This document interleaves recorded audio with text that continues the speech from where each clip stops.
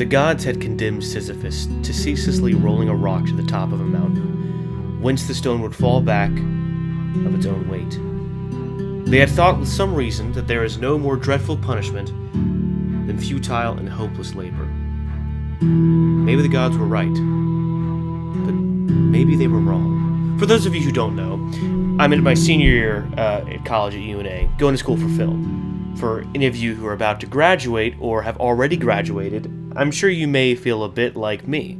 Like you aren't good enough to be successful in your field, or maybe you're thinking that you chose the wrong career. Since the beginning of this semester, I have been struggling with this ever-present thought. I decided to talk to one of my friends about this, and it turns out that we had been feeling the same thing. We talked to another one of our friends, and he was feeling the same thing also.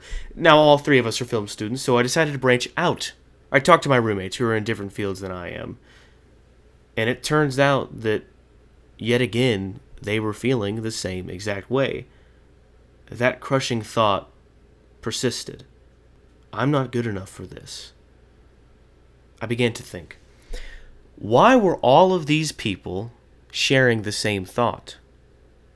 I searched for a common denominator between all of us, and there was only one thing that stuck out to me. We're all human. So maybe this thought is just one of those of the human condition. That sucks. So we're just destined to think that we're never enough? Or maybe even in reality, we just aren't enough? That's where the Myth of Sisyphus comes in. Written by Albert Camus, the Myth of Sisyphus describes his philosophy of absurdism. He states that the world itself is not inherently absurd, but rather our relationship with it is absurd. For instance, the rock that Sisyphus pushes up the hill is not in of itself absurd, but the fact that he pushes the rock up the hill day in and day out, knowing that he will never succeed in his goal, is absurd. This is how we live. Many of us complete menial tasks over and over again with the hope that one day they will pay off. Potentially, knowing that they never will. That one day we will die and all of our efforts will be ultimately pointless.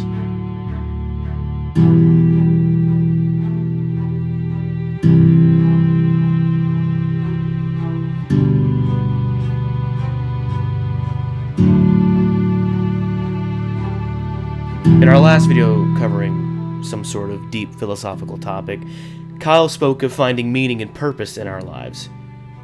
I have a very different approach on life than he does, and this documentary will prove that.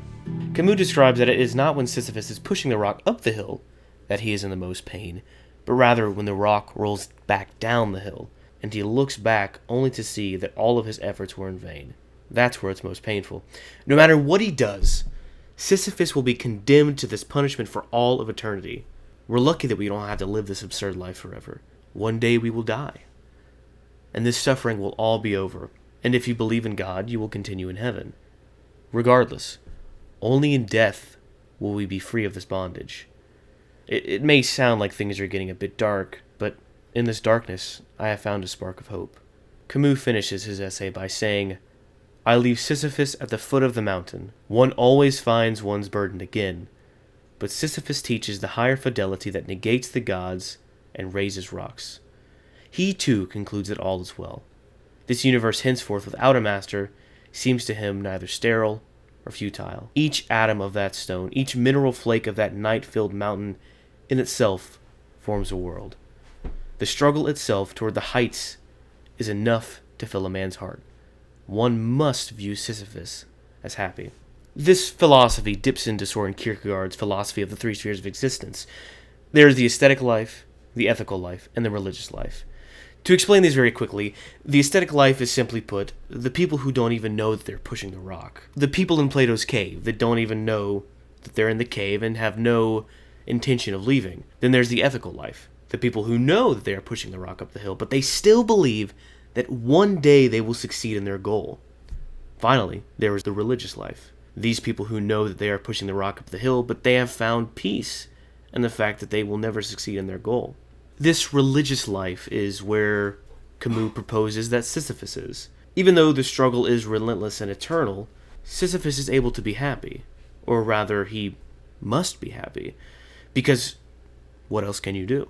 Sisyphus could live in constant scorn, always complaining about this task being impossible, or he could hold on to that notion that maybe one day I will push this rock over the hill. Or he could accept his fate and push that rock up the hill forever and find his peace and joy in that. This is what Camus calls us to do.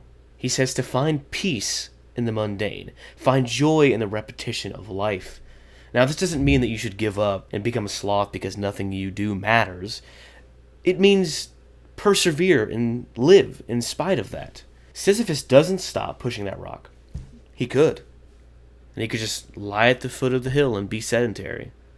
No, he continues his impossible task. He mocks the gods because even though he is tied to this infinite bondage, he is happy. The gods wanted him to suffer, but Sisyphus refused. He stands tall for all of eternity, pushing that dang rock up that dang hill. That's what we must do. Maybe I'm not good enough. I'm probably not good enough, but that doesn't mean I should give up. Maybe my life will be full of monotony, but that doesn't mean I can't enjoy it. We must choose to live in peace like Sisyphus. We can complain or be in turmoil, but where will that get us? Nowhere.